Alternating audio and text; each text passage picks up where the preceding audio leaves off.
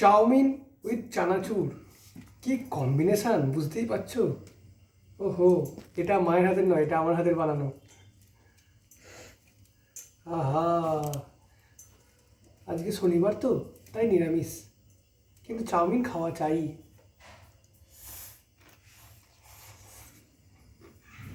হুম, ভালোই হয়েছে।